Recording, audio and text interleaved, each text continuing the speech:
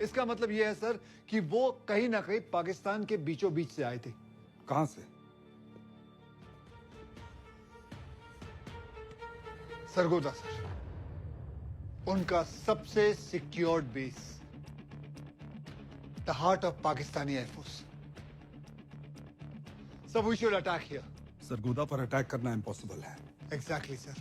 Sargodha zone ਦੇ ਵਿੱਚ ਕੁੜੇ ਜੰਪਲ ਮਿੱਤਰਾਂ ਦਾ ਹੋਇਆ ਏ, ਗੱਭਰੂ ਜਿੱਥੇ ਅੜ ਜਾਵੇ ਕੌਣ ਮਾਇਦਾ ਲਾਲ ਖਲੋਇਆ ਏ, ਨਿਤ ਹੀ ਗੇੜੀ ਵੱਜਦੀ ਏ ਚੰਗ ਮੋੜ ਤੂੰ ਐਮ ਆਲਮ ਦੀ 47 ਵਰਗੀ ਕੁਕਣੀ ਏ ਮਿੱਤਰਾਂ ਦੇ ਹੁੰਡੇ ਜ਼ਾਲਮ ਦੀ ਬਾਲੀ ਔਨ ਦਾ ਬੀਟ ਬੇਬੀ ਦਾੜੀਆਂ ਮੁੱਛਾਂ ਜੱਚਦੀਆਂ ਨੇ ਜਿਵੇਂ ਰੰਨਾਂ ਉੱਤੇ ਜ਼ਾਰਾ ਨੀ ਕੋਲ ਬੜੀ ਸਾਨੂੰ ਕਹਿੰਦੀਆਂ ਅਲੜਾਂ ਤੱਤਾ ਸਾਡਾ ਪਾਰਾ ਨੀ ਜਮਾਨਾ ਸੋਫੀ ਯਾਰ ਜੱਟ ਦੇ ਪਾਣੀ ਪੀਂਦੇ ਖਾਰਾ ਨੀ ਚੱਕ 47 ਐਜ ਤੇ ਵਸਦਾ ਬਾਲੀ ਯਾਰ ਦਾ ਦਾਰਾ ਨੀ ਬਾਲੀ ਯਾਰ ਦਾ ਦਾਰਾ ਨੀ